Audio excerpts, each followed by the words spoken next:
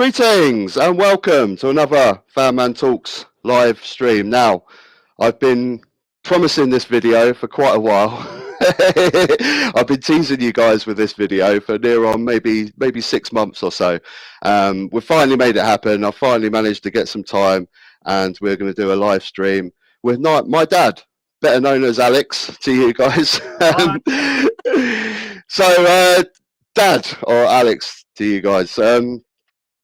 Thanks for doing this. We've been talking about it for a while, like I said, and a lot of my viewers are really interested to get your opinions, predominantly on Brexit, because it's still a massive thing. I've had a lot of heated or long chats over a cup of coffee at home, haven't we? Yeah, and that's what we get into. All the things that we're going to cover today really are mainly.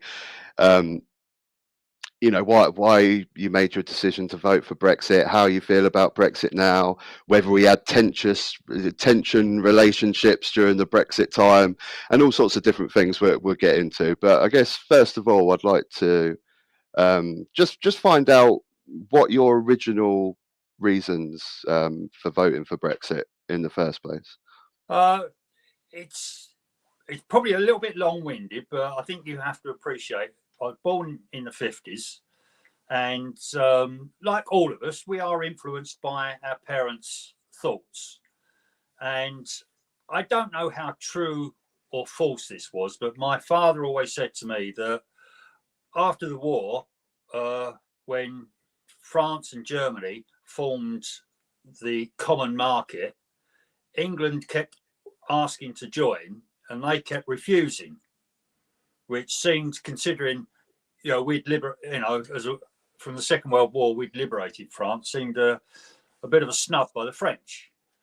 Then this went on all the way through the 60s, and then suddenly the common market were asking us to join.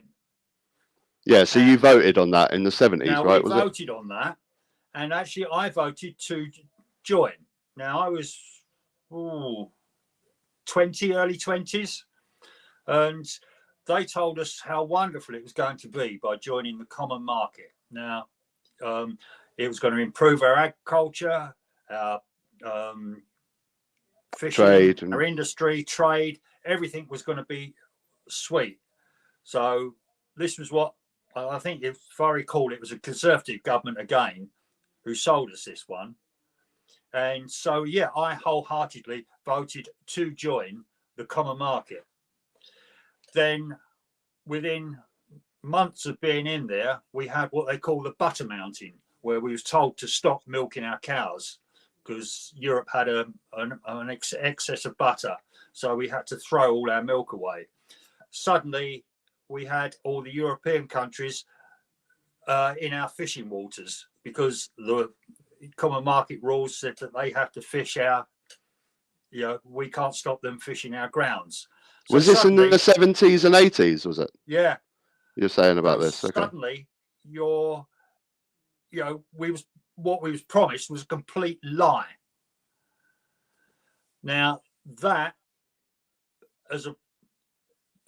builds up inside you.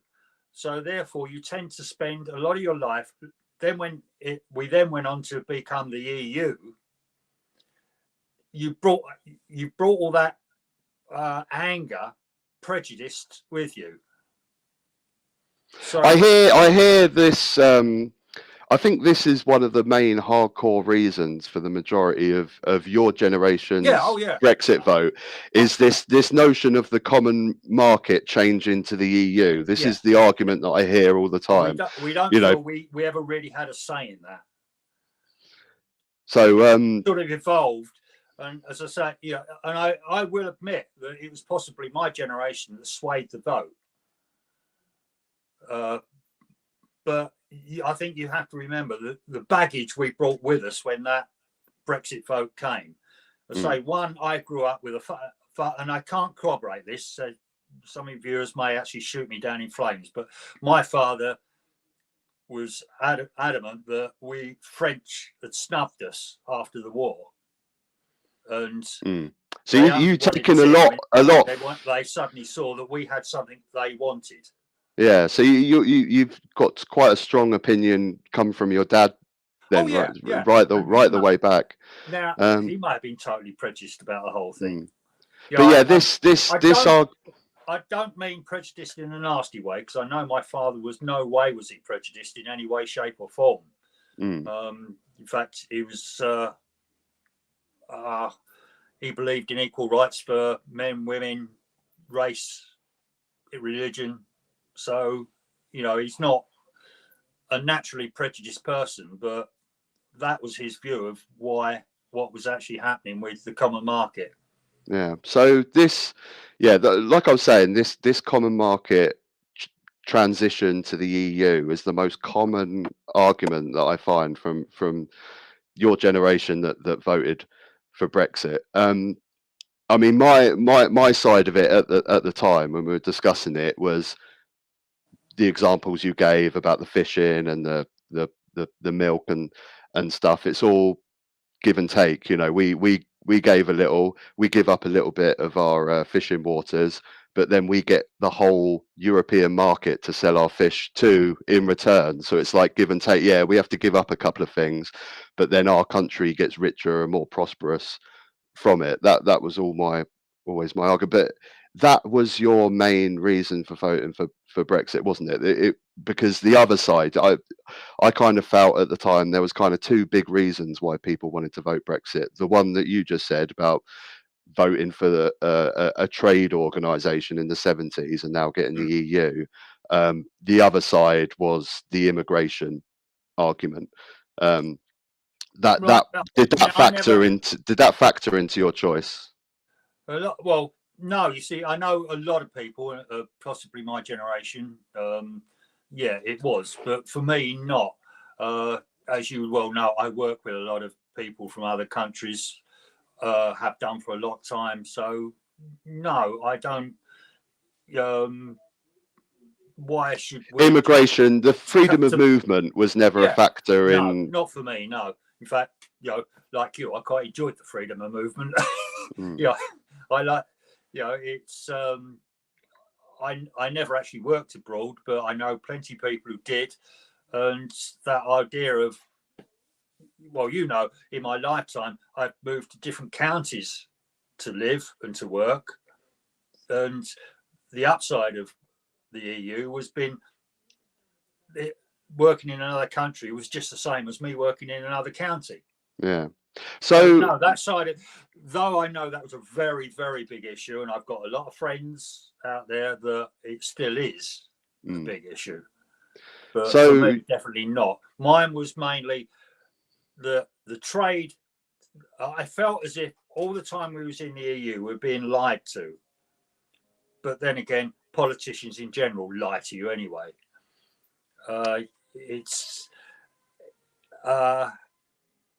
so your single only reason for voting Brexit is the fact that it emerged into something else, and I felt as if you control. don't like the regulation. Yeah, it's hard to actually specify it. The problem you've actually got is, I think England or Britain is completely different to Europe in culture, and I think That's a fair statement. And the problem is, for instance, I was talking to my bank manager many years ago, and he was saying about how he's getting fed up with all these rules and regulations coming from Europe. He said, he said, the little bakers down Boundary Road? I said, yeah. He said, well, he said, there's some lovely bakers. He said, I get my sandwiches there every day. He said, they're having to close down. I said, why is that? I said, they've been there donkey's years. He said, because the new EU rules says that their equipment isn't modern enough. Their kitchens aren't up to a certain standard. And there's a whole raft of things. And he said they'd have to borrow, because he's come to me for money, and he'd have to borrow so much money that he could never recoup it. And so he ended up closing down a perfectly good small baker's because they couldn't fit into the EU regulations. And yet you go to a small little baker's in France, tell me what they look like. Tell me what modern equipment they've got. That sounds... Basically, the French just go, "Whoa! Guidance, no rule, guidance." I don't know. That sounds Europe, a bit weird. No, in Europe, it's a guidance. Us Britons, when the EU said to us, "This is a guide. This is a guidance," we took it as a rule, a law. Whereas the rest of Europe saw it for what it is. It's our fault, our mistake. Because we play by rules. We get in a queue. We don't jump a queue. We get to the back of the queue, and we moan like anything, but we gradually get to the front of the queue. In Europe, they don't. They do what suits them, and then they don't moan about it. I don't know about that example, Dad. That sounds a bit weird that a baker's can... I mean, was he trading with the EU? I mean, the only regulation that comes through is if he wants to sell his goods in the EU. He had to spend hundreds of thousands of pounds to bring the kitchen, the bakery, up to these new, what they interpreted as rules from the EU. But he was only a small baker, so he could never actually earn enough locally to foot that sort of loan. Yeah, that sounds a bit weird. I don't know about that example, but anyway, going forward. So, how do you feel about Brexit now? That this is your reasons to why you voted for it, but what do you feel about Brexit now? We made a huge mistake coming out. I got it wrong. I was swayed by the likes of Boris Johnson and his cronies. But what about all the things that you just said? Do you realise? Did you realise that? I realised that though we didn't like what was happening, like any organisation, you're much better off being in it, trying to change things from within, than now where we are now, where we're out, and trying to... Well, this is always my big thing when people give small examples of why they don't like the EU. We all know that it's not perfect, but the most obvious way to sum up the EU or leaving the EU is throwing the baby out with the bathwater. To give up so much prosperity and being a part of the biggest trading group in the world is just insanity. But I realise that there are small issues. Well, what I'm trying to get through to you, Mark, is the fact that those prejudices I grew up with, from my father, then all the things that went wrong when we first joined, those first few years became very apparent that they'd lied. The EU or European market had lied to us and were in it for what they could get out of us, rather than what was good for us. Was then dragged along for the next 2 or 3 decades. Those prejudices that are built up from my father then expanded because of what actually happened after. Because in a way, I went against my father. My father didn't want to join, whereas I voted to join. Then, of course, I've got my dad turning around to me and saying, "See, I told you that's what would happen. Told you that, they were just out to rake us for what they could, So that just built up and up and up. And I've now dragged that prejudice with me throughout the last few decades. And like a lot of things, instead of looking at the positives, I was focusing too much on the negatives. Every time, a bit like the bakery story, I'd focus on stories like that and probably not notice the good story that was 2 doors down the road. I mean, that bakery one is a bit bizarre. I can't think of any situation where that would be the case, that he'd have to buy. I don't want to go down this road of the bakery. Let's what I'm going to do, Dad, is I'm going to go to a few questions, because I'm whenever I do these live streams, I'm relentlessly bad at looking at the comment section, because I kind of it's kind of that thing where you have to do that, so you're talking to your guest but then checking the comments at the same time. So I've promised on this stream that I will take questions from the comments. So let's go to the comments and see if we've got any questions. So first up, Coach Anthony, long-term subscriber. Good to hear from you, bud. His question, would love to hear what newspapers your dad was reading. So yeah, basically what sort of media during the Brexit referendum? Was there a certain newspaper that you read, or certain news channel, radio station, TV channels you were listening to? I had a various, work. Because I was at the time I was working on my own in the kitchen, so I just had the radio on all day. So I'd alternate between local Which radio? Which radio station? Local. I'd have local radio stations like Wave FM or V2, but also I'd have Radio 2 on. Then also LBC London. Was Farage on LBC at that time? Yeah, I think it was. So I had that. I always, even now, every day I go onto the Google, news, flick through that. Did you like Nigel Farage at the time? Do you know the funny thing about it is I liked Nigel Farage when he was in the EU. Now I know that sounds weird, but in a way, if we'd stayed in the EU, you want a couple of people like him that do stand up and say, no, we're not going to do that, because that's what you need. You've got a whole room full of powerful politicians. He's elected and you want somebody to stand. That's the trouble. I think that was another reason that pushed me towards voting to come out.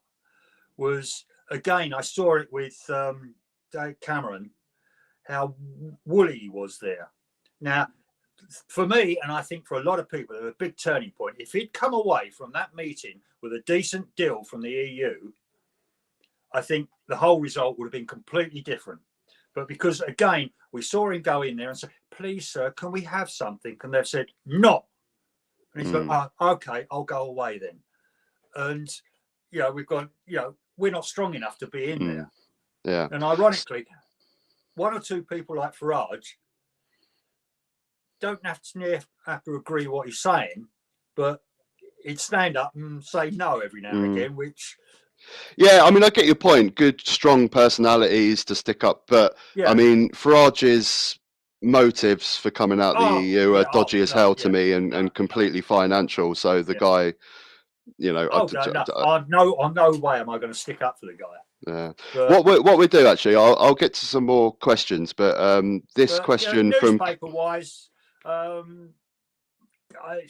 as you know, because I was in the print industry, I printed a lot of newspapers. I didn't. Now I've got out of it. I'm a bit sick of newspapers, so most of my media has come from. As I say, I do. Well, it's mainly what your decision to vote for Brexit was based on. It seems like it's mainly historical, more than what was actually going on the present. Yeah. It was historical, and then because Cameron came away with no deal, or a very pathetic deal, that but what did you want from that deal? Again, it made my prejudice get even bigger. I'm thinking, see, they've screwed us over again. What did you want from that deal? Did you want less regulation? Did you want what did you actually want David Cameron to come back with? I feel that our voice was being heard, and I didn't think our voice was being heard. On what? On anything, in the European Council. Because I didn't feel that we was up there on, we were one of the major countries in EU, but I didn't feel we had one of the major voices. So I mean, I'd have to disagree with that quite heavily. I mean, the deal that we had was absolutely fantastic. We kept the pound. We're a massive voice in the EU, the biggest country in there. We made so many laws ourselves. I'd have to. I wish I didn't want us to keep the pound. Really? Yeah. Was there actually a vote on that? I can't remember because it was during the 90s, wasn't it? I was quite young. I can't remember it. I was disappointed we didn't. I remember thinking at the time we were at that point we were strong against the rest of Europe, and I felt it would have been a big plus for us to have got in.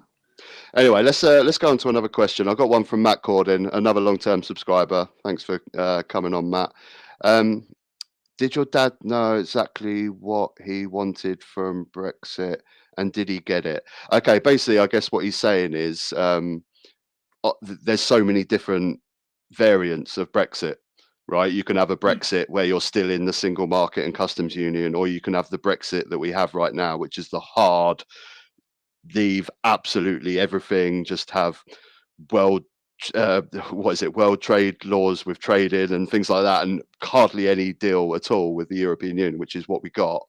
So I guess what Matt is asking is, what sort of Brexit did you want when you voted? It would have been nice to have gone back to what was deemed as the common market, where we trade but not actually have rules. Personally, I think the gap between when we voted to leave and when we actually left was wasted. We should have been really building our country's industry and things up. Because it was always going to be hard. It was never going to be an easy pill to swallow. But we didn't actually step forward and say, right, this is now going to happen. Let's now put our head to the grindstone and start. I don't know what you're saying there, actually. I don't know what you're saying there, actually. Do you not think that the country prospered under joining the EU? Trade, business, do you not think this country prospered? In hindsight, yes. But as I say, my prejudice saw us lose more than we gained. So it's still the laws. Our industry and our farming and our fishery was stronger before we joined the common market in the 70s. But has what's happened to our farming and fishing now made you realise that actually it was stronger in the EU? Oh, yeah. Because basically all that industry over the decades had crashed anyway. So because it goes back to what I was not there to build up, is it? Because it goes back to what I was, this is, I always say it's the give and take with EU. When it comes to fishing always is such a big example of Brexit, because it's an easy example where we were giving up our waters to France, but it's give and take, isn't it? We give up some waters to France, but then we get to trade, or we get to sell all our fish in Europe. No one buys fish. You know what the biggest selling fish is in this country? Fish fingers. That's just the biggest selling fish in this country. I'm a chef, I do know things like that. Oh my God, it's ridiculous. It's a bit like the local fishmongers down on the harbour here. I was talking to him about fish, and he said he has to go up to London to get it. He said there's only one fishing boat comes into the harbour now. One left. So did you talk about Brexit? Did they used to sell in the EU, or no? He's basically just a small local fishmongers who used to sell local fish, but now he's having to go up to London to buy fish from wherever we get it from, because there's only one fishing boat that comes in now, and it's just not enough to. Oh, okay. Yeah, I guess. Brexit you probably don't remember, as a child, that whole coast was full of little tiny boats up and down the beach. They've all gone. So, I mean, what happened then? Is no one buying fish anymore? Is that just what's happened there? Basically, because there isn't fish out there to be had. You go off at a tangent. As you know, I used to go out on fishing trips every now and again, and I've witnessed what they call barn dooring, and the worst offenders for this are the Spanish, where two ships sail side by side, and between them they've got rope chains and the trailers, rake up and apparently the most, again, the most we could find them was £750 if they're ever caught. Well, £700, £50 for destroying the seabed is absolutely. But anyway, going back, so what I want to talk about is it kind of goes along the lines with Anthony's question actually about the media at the time. I've got a few clips because I always say about Brexit is one of the worst things about the referendum and at the time was the media. The media kind of presented both packages like they were equal. Like it was like, oh, what do you want today? Do you want ham in your sandwich or cheese? Like, oh, either's good, either's good. There wasn't really any clear indication of what would actually happen, the result of what would happen if we came out of the EU. And I even remember talking to you at the time, and I think you said that it probably would be difficult at start. It wouldn't be easy. Um, but Yeah. what the Brexit side were trying to portray was basically Britain utopia land if we leave. And what I want to do is I'm going to put an example on LBC the other day on James O'Brien. He played an old clip, basically like an old, I don't know whether it was UKIP, but an old party political broadcast at the time about what would happen if we leave the EU. I thought it might be quite interesting to take a look because this is. I agree that unfortunately the Brexit side put a very strong case, whereas the Remain, I think, got a little bit complacent, didn't think it would happen, and they didn't really, as you say, put a good strong case of this is what could happen if we leave. Yeah. Well, the main thing is that the Brexit argument was strong and patriotic and exciting, but the other side was boring economics. But anyway, listen to this clip, and we'll listen to this clip and just see if any of these things that the Brexit argument is trying to promote as actually happened. LBC are really bad for copyright striking my videos, so I'm not actually we're gonna listen to it, but I'm gonna scroll down so I don't actually show the clip. If you got exactly what you voted for. You'll benefit from better care provided by our NHS thanks to the reallocation of funds from the EU budget. Controlled immigration will lead to reduced waiting times for you and your loved ones. Excess funding that would otherwise be sent to Brussels could also be directed to education, meaning better prospects for your children. Your wages will rise thanks to better controlled immigration, Rising wages, which will lead to less competition for jobs. Your weekly food shop will become cheaper. Food prices will no longer be inflated by agricultural policies controlled by the EU. You and your family will benefit from a resurgent economy led by new and flourishing small businesses following the removal of burdensome EU regulations and red tape. With less pressure on housing, younger generations will also find it easier to get on the housing market. Oh, great. We're getting on the housing market. Politicians, both local and national, will become more accountable, helping to strengthen your community and others, especially those most damaged by EU policies like farming, fishing, and industries like steel. A more prosperous and safer future awaits us outside the EU. A vote to leave is a vote for a brighter future for you, your family, and your community. I mean, it's a joke, isn't it? I mean, Now, you go through all of that. Now, what did the Brexit Party do? They fed straight into all those prejudice I said I dragged up through the last few decades. So, in a way, it was what, at that point in time, I wanted to hear. And I probably shut my ears to, well, I don't personally think the Remain party were telling me anything. They weren't really sending too many messages out. And I think they strongly thought that it would just be a dot on the card that they'd win hands down. Yeah, well, it's a hard argument to because, like I just said, it's not exciting. It's just boring economics. And at the time, like let's go back to the main screen. I often look back and wonder whether I should have like pushed my opinion on you more at the time. But what happened was I distinctly remember one time, or many times we talk about Brexit at the time. But I distinctly remember this one time when you were talking about EU regulation and EU laws, and I said to you, can you name me one law that you're not happy about? And I remember the look on your face, and it was quite, I'd never seen it before. It was like really angry. And I thought to myself, Jesus, if I push this anymore, I think we're going to fall out. And I just, from that moment on, every time Brexit came up, I just tried to avoid the subject, Is because that why we talked about music so much? it's, yeah, probably. Probably.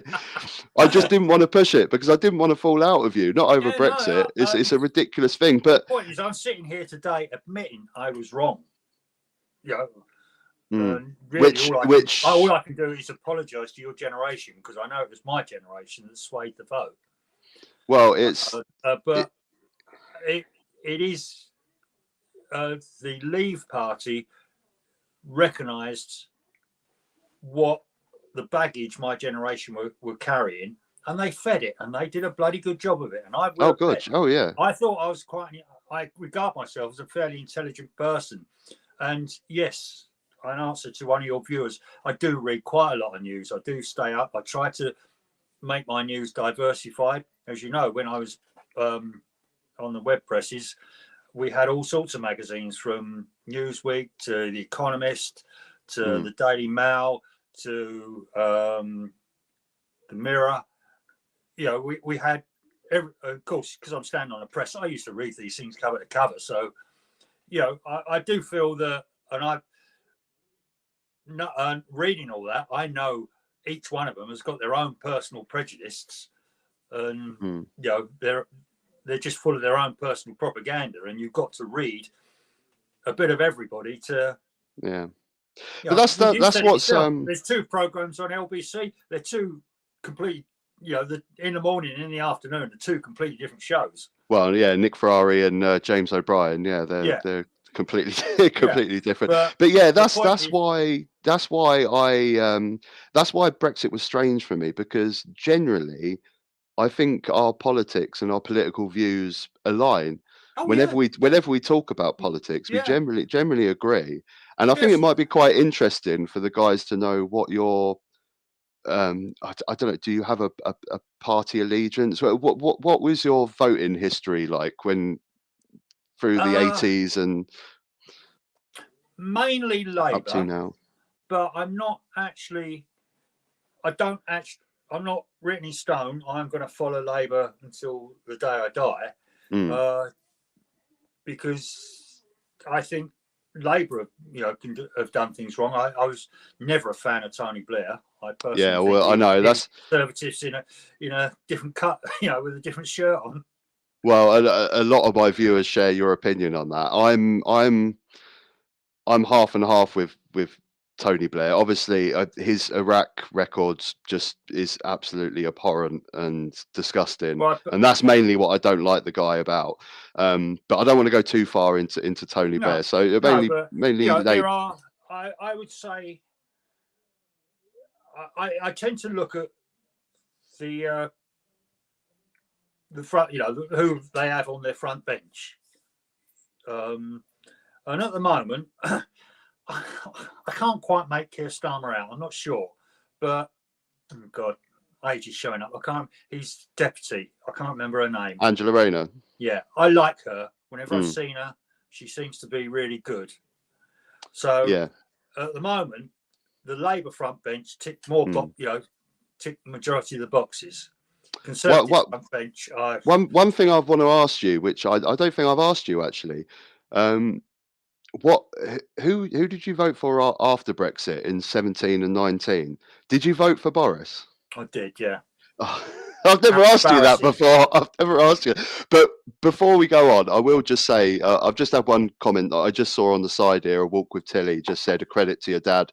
It's not easy to examine things you may not looked at as closely, and yeah, basically, it's not easy to admit that you've made a mistake. And it's so true, because so many people, and this is the problem that we have with Brexit, I think so many people do know that it's a disaster, but they won't admit it. They can't admit that they made a mistake. And No, we see that, especially even today with Jeremy Hunt, the new Chancellor, who was so pro-EU in his day. But even now, because he's got a little bit of taste of power, because he was shoved to the back Yeah. benches before, he has to go through the cult of Brexit. He has to do Yeah. it, even though only 2 years ago, well, same with Liz Truss. Liz Truss was pro-EU, staunch pro-EU, but because they got a bit of power, they have to go down the cult of Brexit line. Oh, the problems have got nothing to do with Brexit, even though the Bank of England right now has just come out and said that we wouldn't be going through austerity right now if it weren't for Brexit. The Office of Budget Responsibility has come out, you know, an organisation that has got no bias at all, just has to give the facts of what our financial position is saying trade is down, production's down, GDP is down by 4%.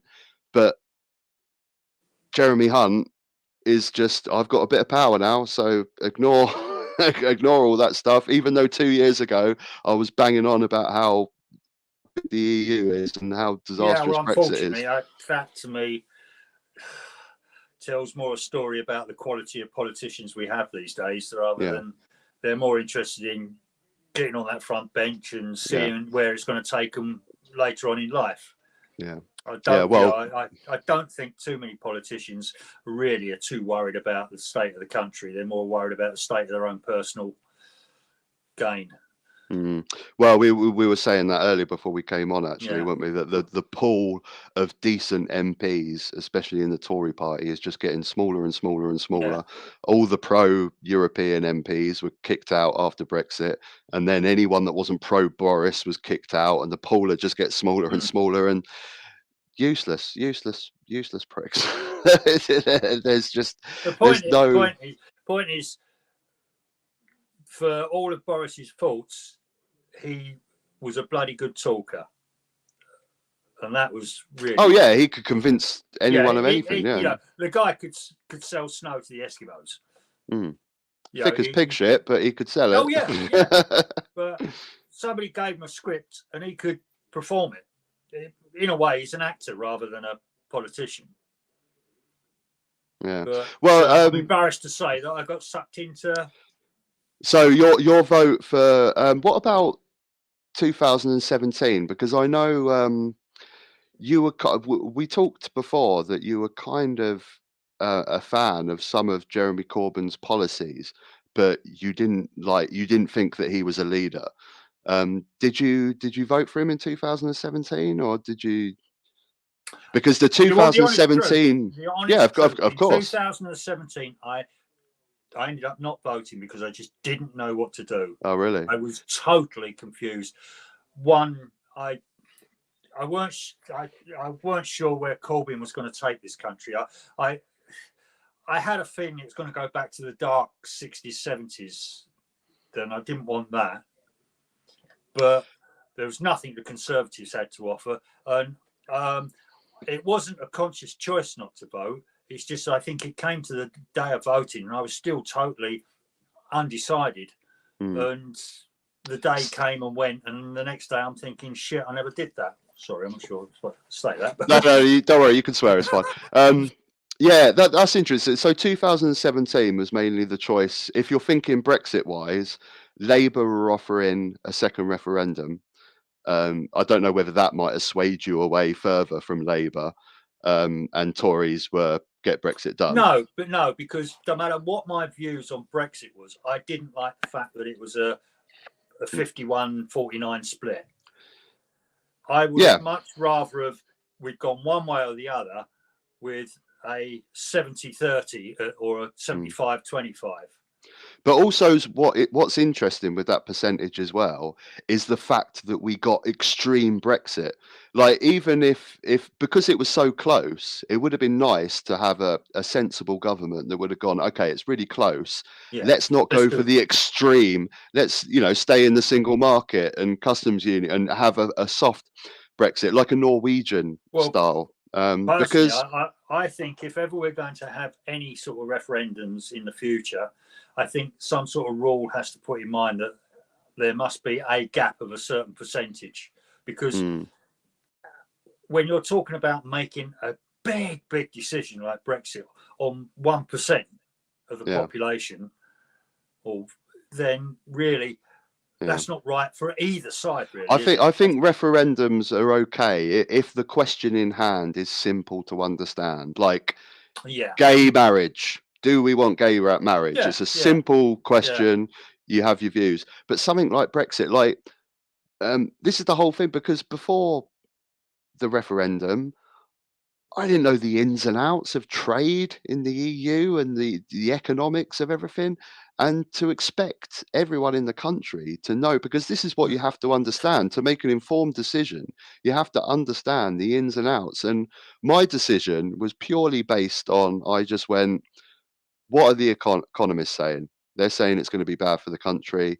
And I kind of like freedom of movement. I like the fact that in the future I could go and work and live in Spain if I wanted to. That based it my decision, really. What you've just said there is the huge difference between your vote and my vote. Me, I dragged 30 years of prejudice along with me, and the likes of Boris fueled that prejudice. You at the time didn't have any. You didn't really have a great deal of knowledge about it, so you did the sensible thing and went away and found out and researched it. I didn't. I stayed there with my prejudice, and all the time the likes of Boris are feeding it. It's making me think, I'm right. I'm right. You're wrong. I'm not listening to your argument, because I know what Boris is saying to me is right. Whereas you're doing the sensible thing. You're going away and finding out, well, hang on, we get this, we get that. And that's kind of what I found at the time when I was saying to you that I got to a point when we were talking about Brexit where I just didn't want to push it any further. I kind of felt that it was, I think there's a time in life when your kids, you can't teach them anything anymore. I know. And they maybe start going ahead. Mark, so I've got that in a few years' time. I know, well, yeah, with my son. And I think it's, you spend your whole life as a father showing your kids what's right and teaching them constantly. They're asking about this, what's this about? And you're so used to teaching them and being right. I think that was maybe one of the first times where, suddenly I'm coming and saying, no, you're wrong. Actually, Dad, I think you're wrong. And I think that's maybe hard for the first time to accept. That's why I think you gave me that angry face that I didn't want to push. That angry face was probably more out of embarrassment than Unfortunately, that transition between a child and an adult happened at that point in time. Whereas perhaps if that had happened some years before, when it was irrelevant, it may not have been quite so dramatic. But there comes a time when you suddenly think, well, hang on, I've got no more I can teach them. And now, because the world is modern, you're now teaching me, because most of my knowledge is burnt out. I now need to learn from your generation how to move forward. Yeah, well, even I'm getting to that stage now with the real young generation that are coming through. As you know, I was operating computers before most of the country even knew they existed, because of my industry. I'm operating computers back in the 80s, and you used to come to me, because you used to come into work, and we used to do your schoolwork on the computer, and you were, wow, this is really great. Now we've moved on, and you're having to show me how to get online here to do this broadcast, because the technology, technology has now got to the point where I can't take, I don't know anymore. You now know much more than I do, so you're having to teach me. And I think that applies to politics as well. Definitely. As long as the older generation are willing to learn, that's the thing. That's what we're. I've made lots of mistakes in my life, but one thing I do pride myself on, I've always been willing to listen to youngsters, because I think no matter how young, as I said to you before this broadcast, I'm working with a young. The irony there, Dad. 16, and they, I believe they can show you things. Because as you get older, you get stuck in routines, and it's very easy to be plodding along, putting the same peg in the same hole day in, day out. And then somebody comes along and says, do you realise if you put it in that hole, it fits a lot better? Does your mistake with Brexit push that you should be listening to the youngsters more in that direction? God, yeah. No, I, you know,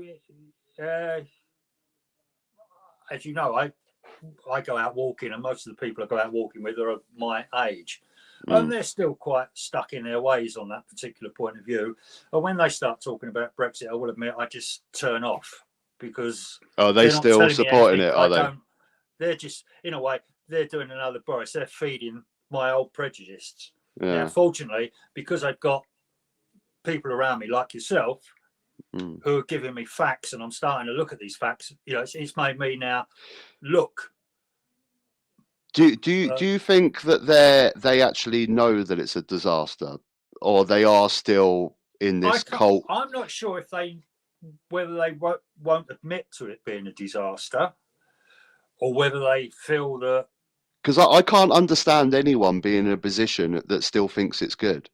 I mean, I always say this: just one. I just need one benefit of Brexit from these people. Just one single tangible benefit. Because there isn't. Well, there's not one. Put it this way: their conversation always goes back to the good old days, which never really existed. Yeah, I don't know. Anyway, I'm just gonna have a shout out, Dad, because Darren Christians just super chatted £20 and said have a drink. So we will definitely do that, Darren. Next time I go for a drink with my dad, I will buy us a pint. So thanks for that, Darren. That's great. As long as it's not in Brighton. You got a little bit drunk last time we went out in Brighton, Dad, didn't you? When we me and you both, we went to see Samantha Fish. Yeah, great night. Right, I've got great night that. It was awesome. I've got a couple more questions. 30Coup, good to see you on the stream, bud. Does your dad support PR voting system instead of first past the post? I think we've talked about this before, Dad, haven't we? The first past the post voting system. Do you have a? It's a difficult one, isn't it? Well, I mean, I'm all for PR, so it's not difficult for me. I'm straight on. I think the first past the post voting system is what gives us so many problems in this country, because we just have two-party system. You vote red or blue, and you know, so I think you look around the world and there is no such thing as the perfect voting system. Lots of different countries have got slightly different ways of doing it. Yeah. And I think in a way you can look around and say you cherry pick bits from different countries sometimes rather than that's a good thing to do. First past the post is quite often why we end up with duff leaders, isn't it? Because that's that's the way, in a way, that's what happens when you vote in Conservative prime ministers or whatever we've been getting lately. Yeah, well, I mean, the main thing is that's not one subject you and I particularly talked about that much, is it? I think we have briefly before, but I mean, my main position on it is that we never get to vote for who we want to vote for, and you know, we always vote for who's least best most of the time, or who's, you know, who we don't want to win. We vote for the other ones, and what happens is because Labour have to appeal to such a broad spectrum of people, they have to, and that's why they get so much infighting, because they have to appeal to the far left folks, your Jeremy Corbyn, and then the centre as well, and then you always end up pissing off one of those sides, like what happened with Jeremy Corbyn. The centre got pissed off, and when Tony Blair's in, the left get pissed off. So Labour should be two parties, and the same with the Tories. Well, they did try because the SDP, didn't they? I don't know, but basically under this system, it's never gonna work, because under a PR system you'll have lots of smaller parties, and you'll have a coalition. So basically you could have a Labour government, but you'll have a little sidekick of the Greens, or even going back to Brexit time, you know, this would have avoided a lot of this mess if you had a Labour government, but with a UKIP just kicking them and saying, "Oi, you need to be a little bit stronger on Europe." You know, we wouldn't have ended up with. I agree with that. Well, you know, it's good. That's in a way why Germany's prospered, isn't it? Because you know, there's was it 20 years they had more or less a coalition, wasn't it? Yeah, With Angela but the Merkel thing is, at the head. people get scared of coalitions. I don't understand it. Think about the chaos that we have right now with an overriding Oh Tory yeah. majority, Well, and think back to a bit more stability with Nick Clegg and David Cameron. But the main thing that really frustrates me, this figure that I get really upset about every single election, there's about, I think it's about, don't quote me on this, I know it's high, but I think it's about 6 million votes every single election that are null and void.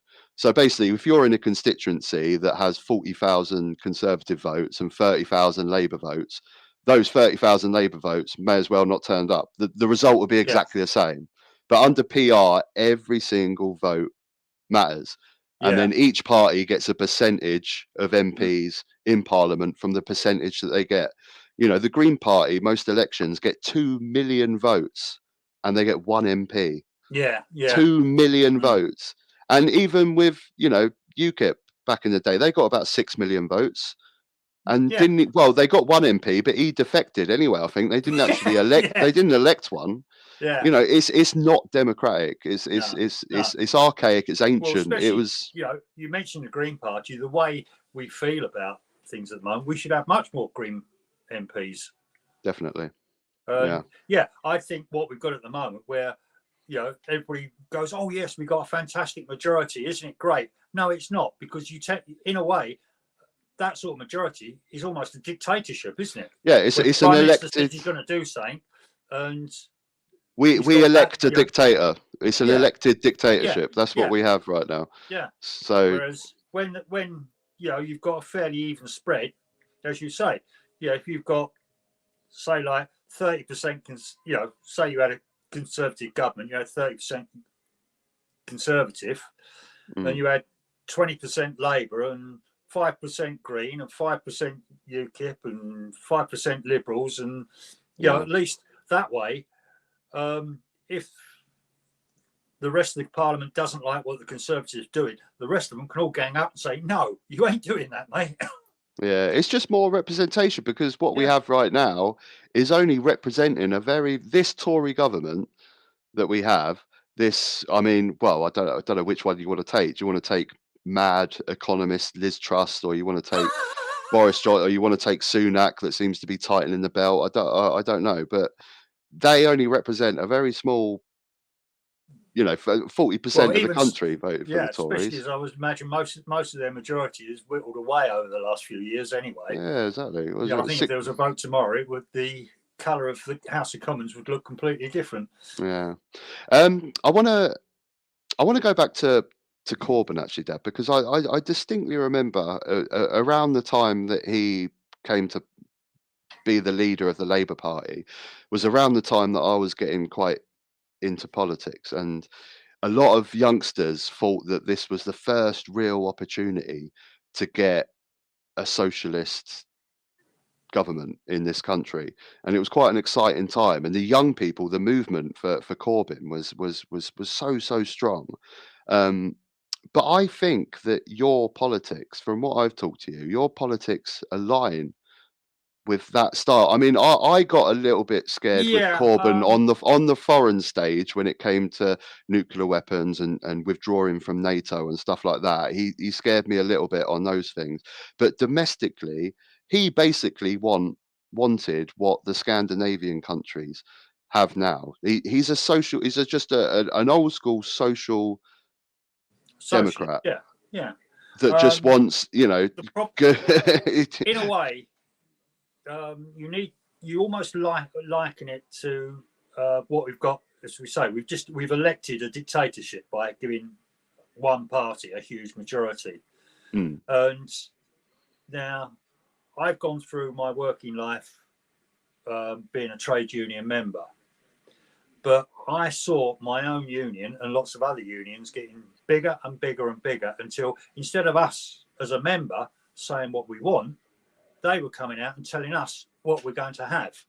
Yeah, I know this was a big part of your argument. And that's, I think, why Maggie Thatcher won the support she did, because I think the average trade union member was starting to get fed up with people on big fat salaries sitting in fancy offices up in the union headquarters telling us down at the bottom that one, we need to pay slightly more union fees, and two, by the way, you're going to do exactly what we tell you to do. And if we tell you to strike, you strike. If we tell you not to strike, you won't strike. And if we tell you you're not getting a pay rise, then you ain't going to get one. I remember you discussed it. So I think your main scare with Corbyn is that you didn't want the unions taking us back to that. Where you didn't want the unions getting too big again. Maggie Thatcher destroyed the unions, and so, which was a bad thing because I think we do need unions. But I think the unions had got too.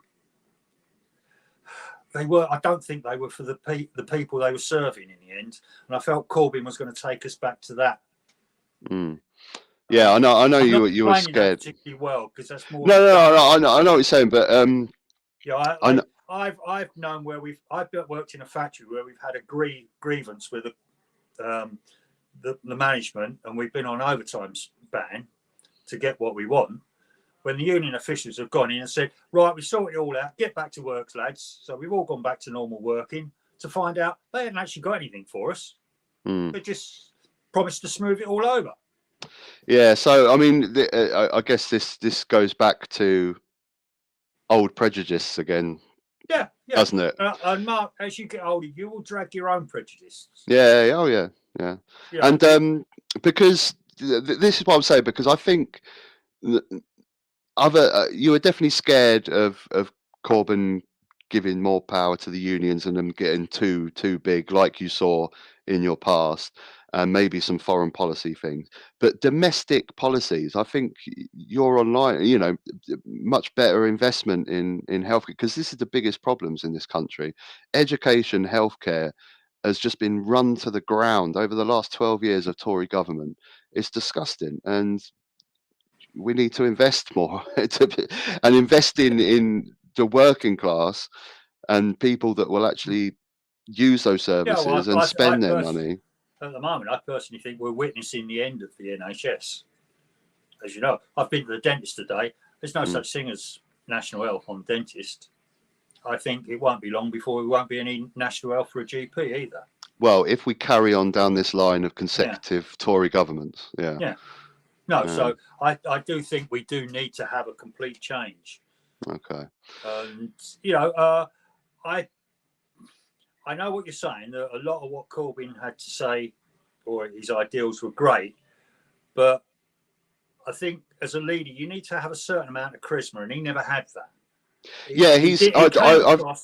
I'm going to take you back to the dark ages, as opposed to whereas he should have been saying, I can show you a bright new future. Yeah, he's a more fairer, bright future. He's not the greatest leader material. I'd prefer him in the background making policy with someone. But he did get an abhorrent being inside Brexit with strong EU ministers in there. But he sorry, I lost my train of thought. What I was saying.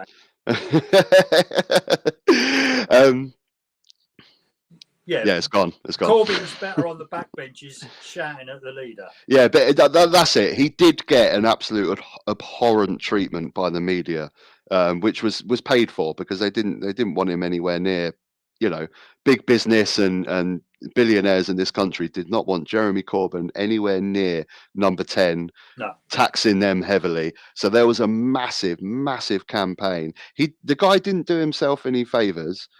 Things like not singing the national anthem, all silly little mistakes like that are just stupid things to do.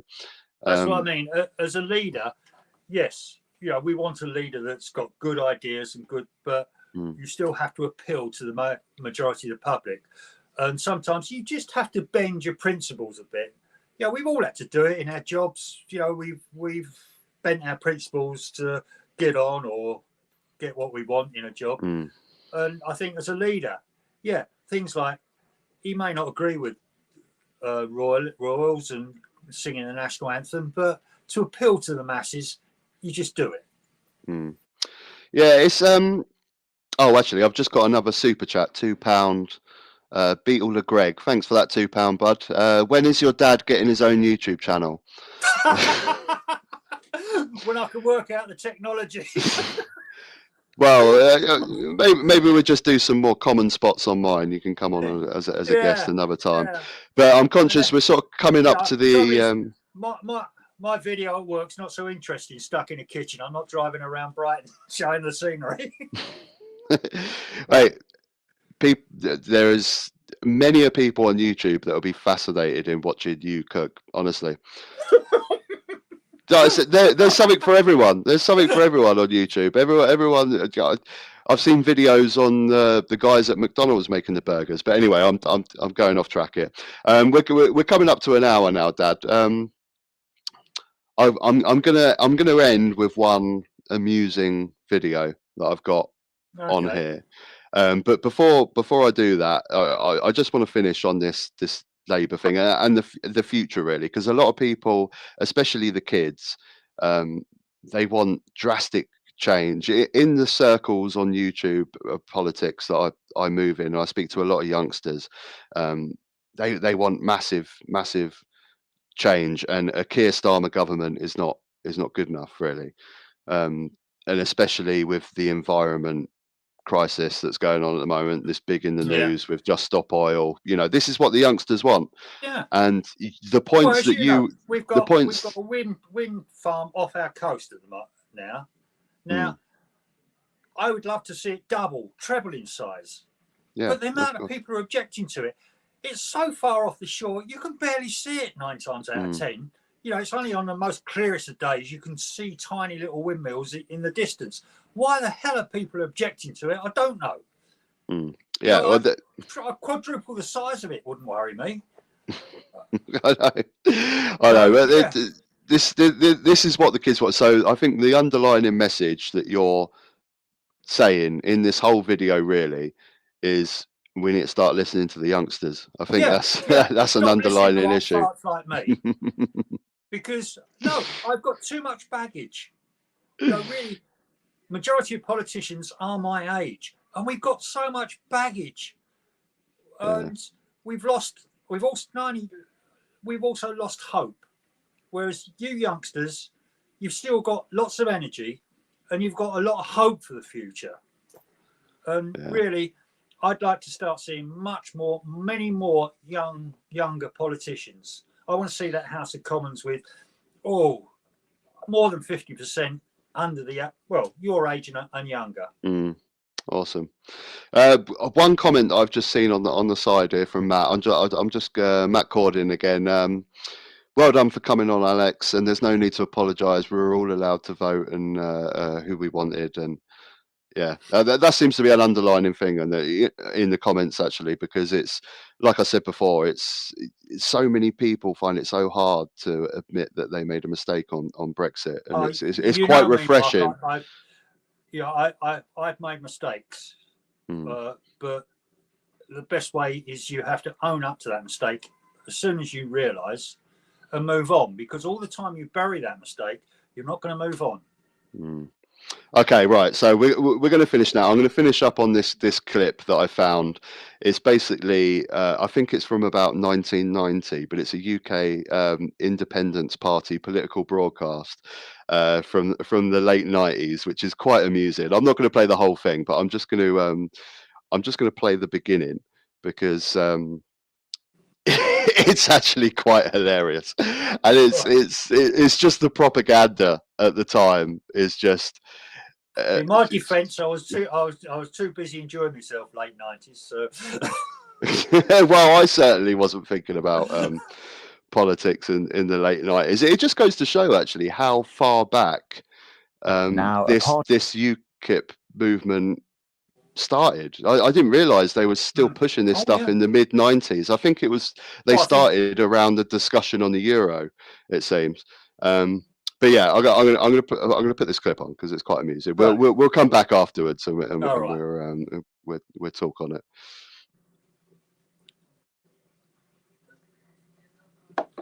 Party election broadcast by the UK Independence Party.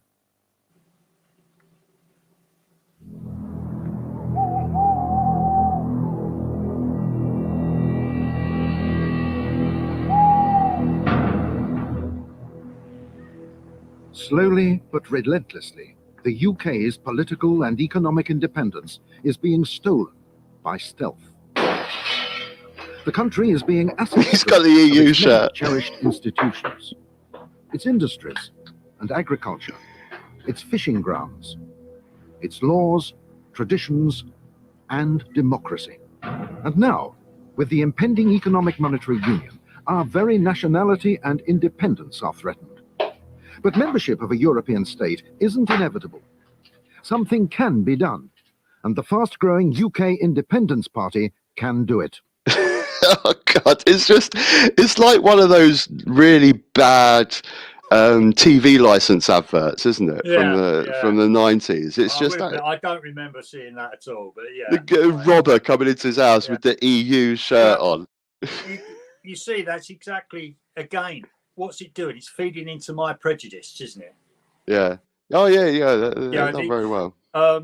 When you look, well, I don't know what the average age of UKIP was, but I think they've certainly channeled into the psyche of my age, my generation. Oh yeah, well that's exactly what they needed to do. I got one more quick actually. I'm just going to play the beginning of this one as well because this one's quite amusing. Around the same sort of time, or was it a bit earlier actually? 97. I think this was maybe. Now a party election broadcast by the UK Independence Party. Ladies and gentlemen, I have an extremely important announcement to make. The general election has been cancelled. Well, it might as well have been, given that the major parties steadfastly refuse to discuss the most important issue. The fact is that they are about to transfer the government of this country abroad, and they don't want to talk about it. It's true. Great Britain is set to be run permanently from Belgium, with the currency controlled from Germany. Oh God! I mean, it's just mental. This whole thing that our country is being controlled by Brussels. It's trade. It's so we can all trade. The regulation is there. So if I'm making cakes over here, I've got the same packaging to send and I can sell it in France tomorrow. They're the rules that are being made. This guy's coming out and saying that our whole government is now controlled by Brussels. It's just shocking. It's absolutely shocking. Now, the point is, it's his generation, because he's a generation above me, who fed those prejudices into my generation at an early age. And the point is, they're still bitter about the war. And for some reason, us Brits have never got over the war, whereas the rest of Europe did. Everything still comes back to the war. I remember once, everybody looks at somebody like Jeremy Clarkson as highly prejudiced, but I remember him doing a program where he went around Europe and he was talking to a bunch of people sitting outside a cafe in Germany, and they sort of, that was in the past. Life's moved on. Why are you Brits still talking about it? Yeah, I still hear it on the news every day. I saw a clip of they were talking about the current recession that's coming on. It was either Talk Radio or GB News, one of those ones, and they're still reverting back to the war. They're like, "We'll get over it. We dealt with First World War. It's over 100 years ago now. Yeah, why do we keep going back to it all the time? We're obsessed with it. We're absolutely obsessed with it in this country." And I think it's one of those things because we won both those world wars, we never got humbled. And I think you need to get humbled. The French got. I think there's, like admitting that you're wrong. Yeah. And we Brits, we kind of think that we elevate above the, it's why we wanted to leave the EU, because we feel that we're better than the rest of Europe. We don't need to be a part of that. Anyway, right. You said to me once, I can see in a few years' time we'll go back, and you're probably right. I think it's whether my generation start dropping off the other end of the ladder. Well, that's all down to them. But I think if we do go back, it will be as England, because I think the UK is bound to split up. Scotland's going, Starting to Northern look- Ireland, Yeah. we'll Well, I think- rejoin I as think because England. what's happened, the rest of the UK have disagreed with what we've done. Mm.